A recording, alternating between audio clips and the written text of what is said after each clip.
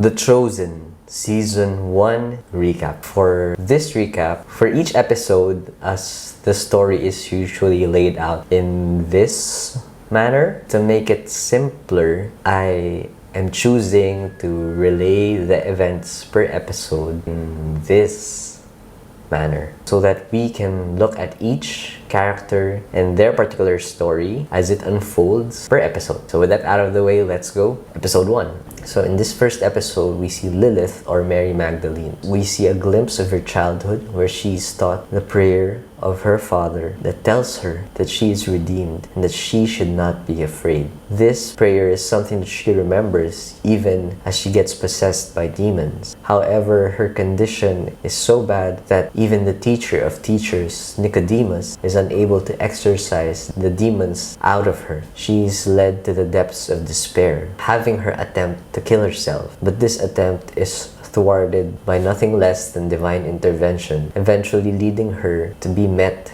by Jesus at a bar, where he finally reveals himself. And with Mary accepting Jesus, he then exorcises the demons. The second important character in this episode is Nicodemus. As previously mentioned, he is the teacher of teachers, and he tries to exorcise the demons out of Mary. This attempt, which fails, is what piques his curiosity to eventually bring him face to face with Jesus. Other important characters in this episode are Simon and Andrew, fishermen who are brothers who find themselves in debt, more so as the episode progresses, because of when they meet Matthew, another important character, who is the tax collector that tells Peter and Andrew that they are in much more debt than they realize. Our interest is piqued when Simon conveys to Matthew that he has a deal with Quintus about fishermen who are fishing illegally on the day of Shabbat. On to episode 2.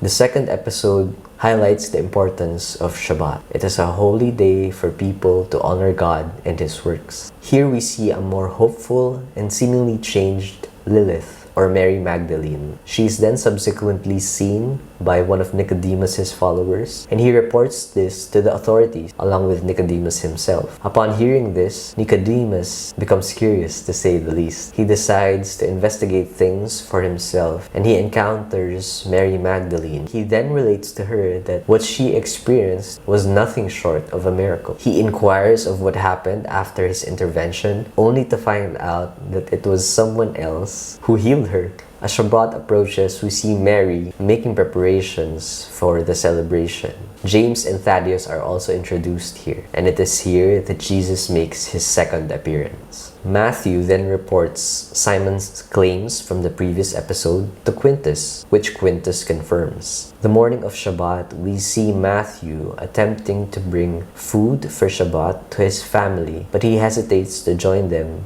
and instead eats his food for Shabbat in an abandoned manger with a stray dog who he eventually adopts. James and John are also introduced in this episode. Simon is then seen with Andrew, and they're both spying on the merchant ships on the night before Shabbat. On the day of Shabbat, Simon wakes up to his wife arguing with him because of how suspicious his activities have been recently. Shabbat comes and Simon spends a few moments of it with Andrew and his wife, but he leaves in the middle of it to be able to go to the shore where he is seen with the Romans. End of episode 2. Episode 3 gives us a bit of a break from all the narratives intersecting and allows us to see more of the reason for those intersections, and that is Jesus. In this episode, we see Jesus doing things a normal Jew would do, like making a fire, preparing food, and praying to the Father. This episode is all about the children. They say that you can tell a lot about the character of a person based on how he treats people that are lesser than him. And here we see the character of Jesus shine. We also get used to gazing on the face of the Savior. This episode gives a whole new meaning to the words that Jesus said, "Unless you become like little children, you cannot enter the kingdom of God." That's episode 3. Episode 4, the plot thickens. Matthew is called back to Quintus's office and is ordered to spy on Simon in order to find out whether or not he has double-crossed Quintus. More on Matthew later on, because the central event of this episode occurs in the main story of Simon. The episode opens with Simon on a boat with the Romans, identifying a fishing bobber on the night of Shabbat. He learns that the bobber was owned by Zebedee and his sons, and he goes to their local bar in order to confront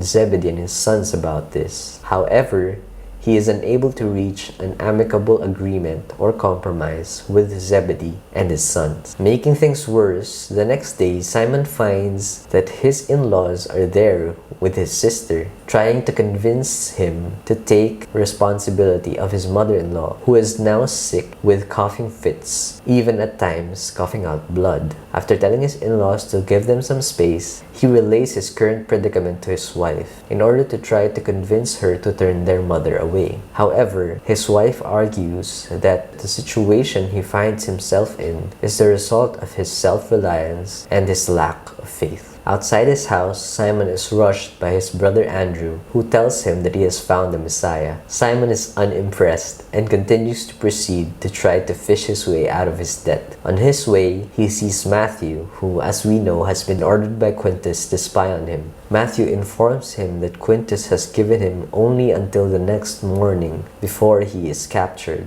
But Simon persists to try to fish his way out of his debt anyway.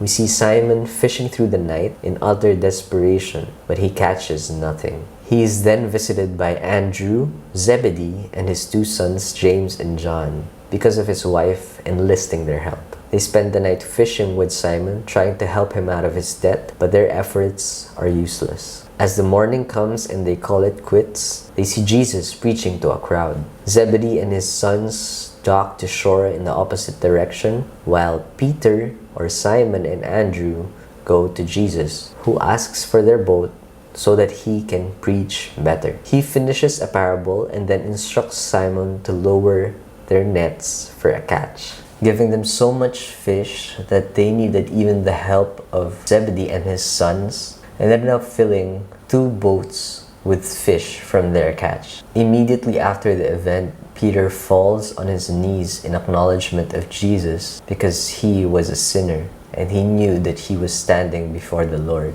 But Jesus calls Simon to follow him anyway, as well as Andrew, James, and John. Shmuel is then seen conversing with Nicodemus and the other Pharisees about John the Baptist. Nicodemus inquires if John the Baptist had performed any miracles, which they are unable to account for. He is later then informed that John the Baptist has been taken captive by the Romans, which he wants to take advantage of by visiting John himself.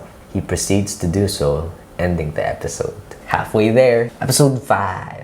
This episode depicts the wedding at Cana. Here we see Mary, the mother of Jesus, in Cana, and she meets with Dina, who is the mother of the groom. She then helps Dina with the preparations for the wedding. We also find in this episode Nicodemus continuing his questioning of John. John reveals to Nicodemus that what he had witnessed with Mary was a miracle performed by the Son of God. After the events of the previous episode, Simon goes to his wife Eden to relay exactly what happened. He informs her of his plans to follow Jesus, and Eden, with tears, gladly approves. Simon then proceeds with Andrew to meet Jesus where they said they would. They meet the rest of the group: James, John, Thaddeus, Mary Magdalene, and another James, who is thereafter named Big James. They set out to Cana and arrive there to see Dina, who immediately recognizes Jesus. He introduces his mother and Dina to the rest of his company.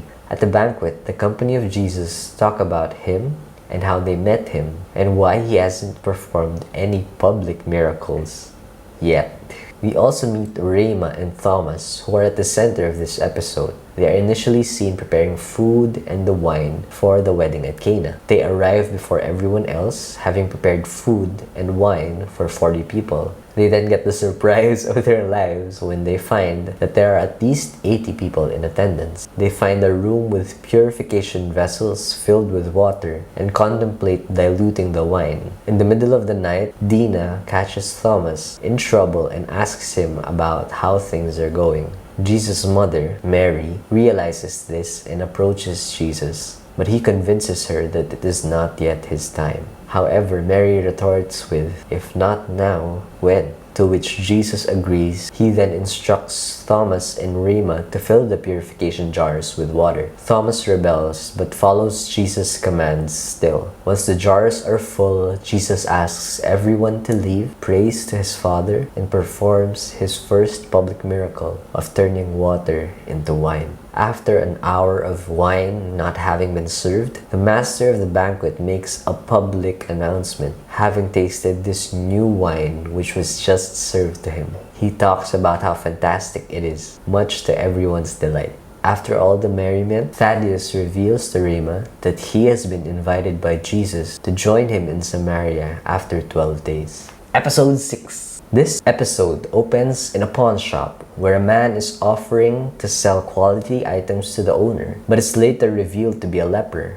making him an outcast. We get back to Matthew, who is waiting with Gaius to deliver the gold equivalent of the catch of fish to the Roman Empire. This is apparently 2 years and 7 months worth of taxes. Matthew and Gaius are able to deliver this to Quintus, who is pleased. He promotes Gaius and applauds Matthew, but he believes that Simon was somehow able to pull off this feat and has tricked Matthew. Matthew, however, disagrees, but he is dismissed by Quintus. Back in his booth, Matthew is asked by Gaius to lock up because of a commotion that is happening in Zebedee's house. Matthew follows Gaius to Zebedee's house, wanting to see what the commotion was about. He witnesses the miracle, which is at the center of this episode, and is confused about it. He sees Jesus and their eyes meet, but for the moment, no words were said. In this episode, Nicodemus comes to the local authorities after questioning John the Baptizer and mentions that he is not a threat to the Roman order or to them. Shmuel reveals that he was the one who had ordered for the arrest of John, and Nicodemus does not approve. Nicodemus then talks to Shmuel in private. Nicodemus then asks Shmuel to read from the book of the prophet Isaiah, whose words were echoed by the prophet John. They debate on the truth in the law that was passed to them, and how its rigidity prevents them from experiencing God as he lives in their lives. They are informed of a crowd amassing in Zebedee's house. Nicodemus and Shmuel then reach the said house where they find Jesus. For some reason, Shmuel is able to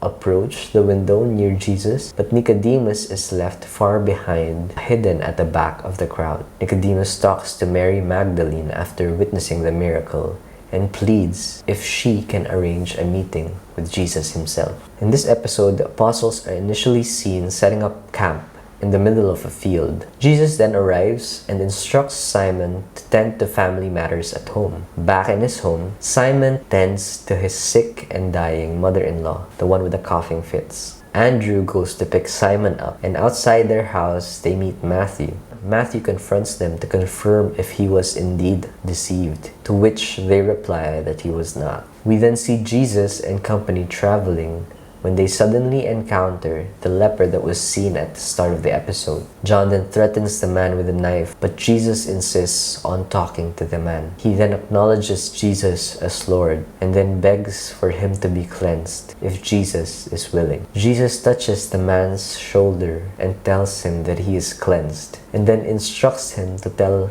no one about what has happened. Everything is witnessed by an Egyptian woman who rushes home after seeing the miracle. She gathers her friends along with a paralytic one who has been paralyzed since birth and find their way to the house of Zebedee, whose faith, along with the help of Mary Magdalene, are able to bring their paralytic friend so that Jesus may heal him.